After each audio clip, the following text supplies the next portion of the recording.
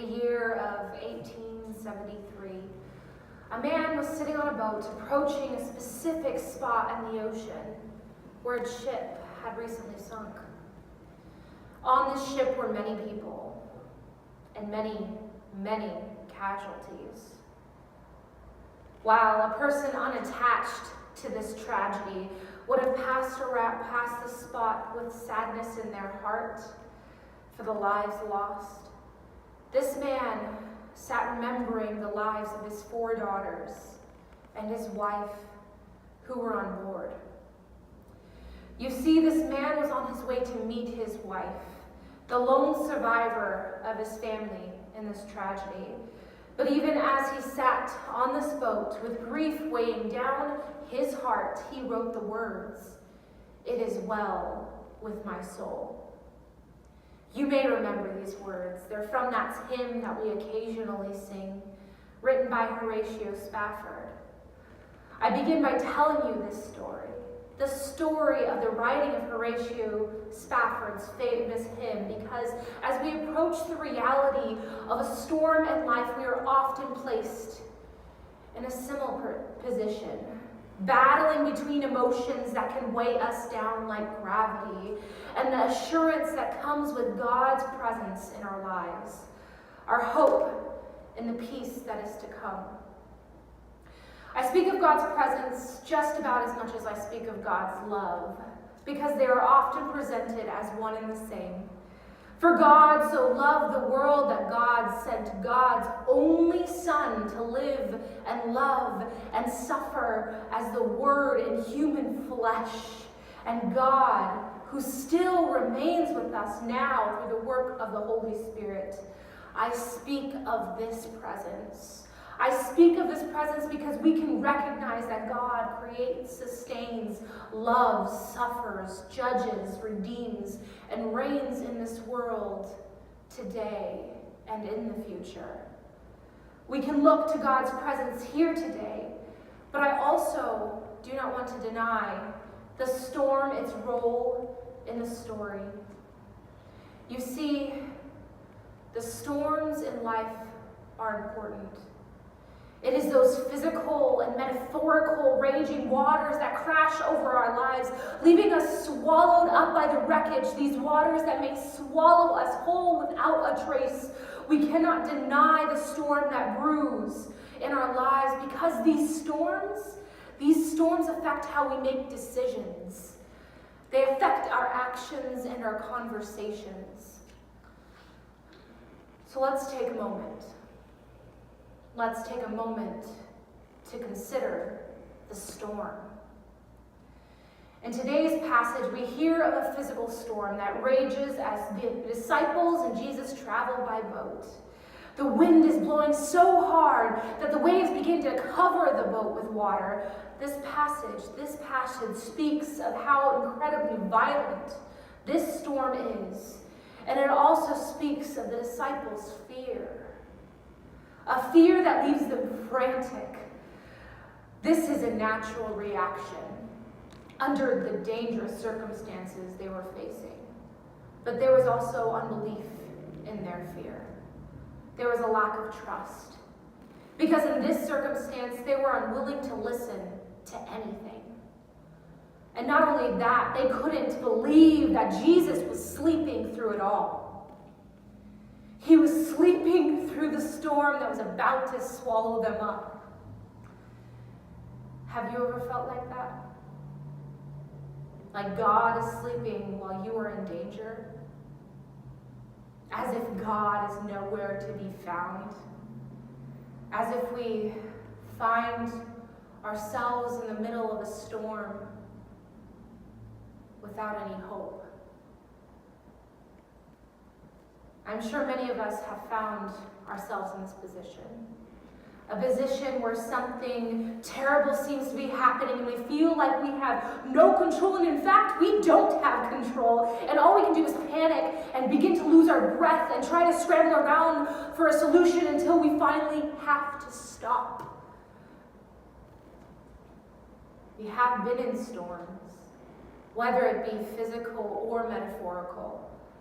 I know that we have braved many storms this past couple of years. We have watched and listened to those around the world as they were ravaged by the hurricanes that kept coming, as if they were set up like dominoes, with one hurricane leading to another, and then to another. And I know that there are many other storms that rage within us as well. We experience the weight of loss. We watch our lives take a plunge as we feel as if we don't know what's going to happen next. We feel the weight of anxiety, of heartache, of despair as we look at the world around us and become overwhelmed by the battle that seems to be closing in on all sides. Not to mention the battle we have with others.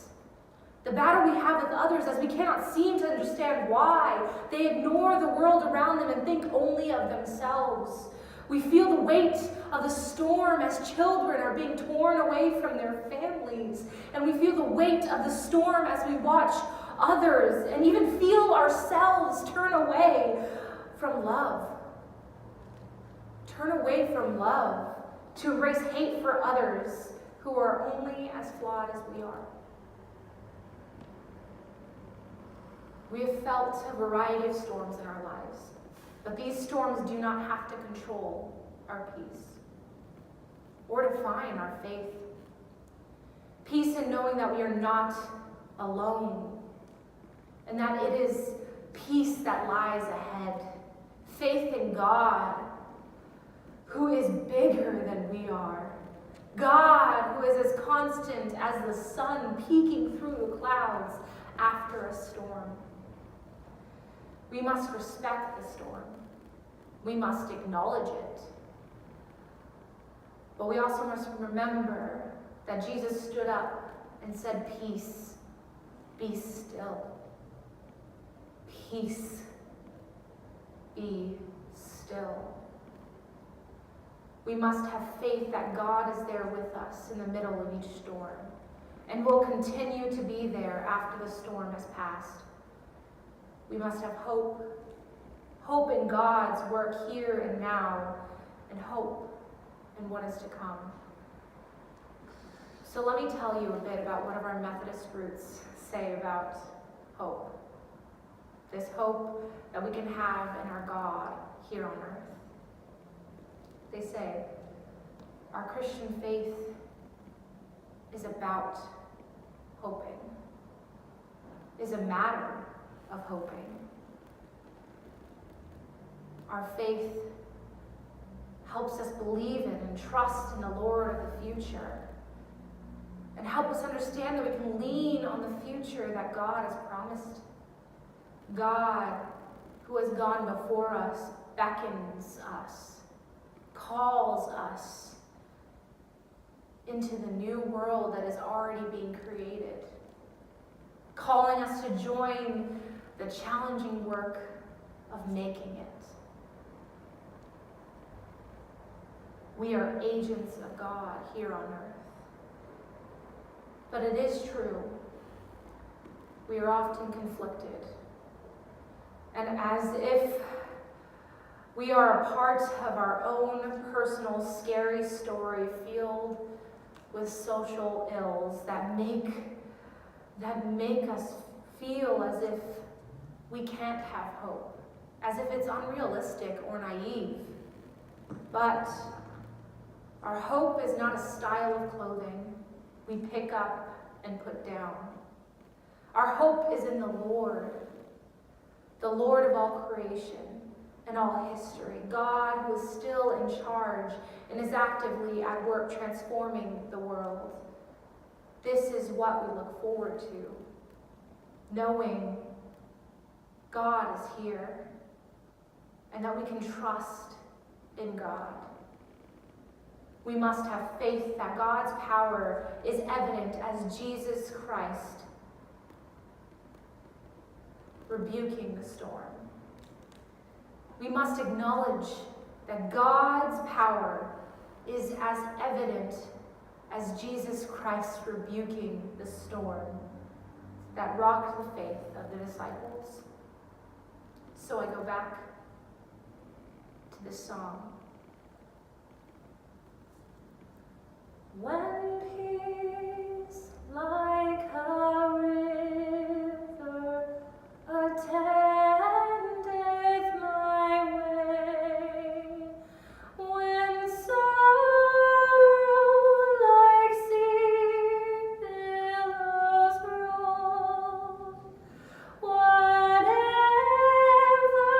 my lot, thou hast taught me to say, it is well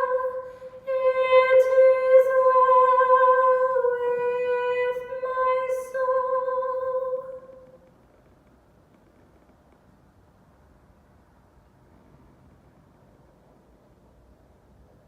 Do you have faith to find the calm in the middle of the storm? Do you have faith to say and sing, it is well with my soul? May we seek God's presence, seek God's promise and peace in the middle of a storm, having faith, knowing who it is that stood up and said, peace, be still, and knowing that we are children of God, God who deeply loves us, who sees and values us through all the walks of our life. Amen.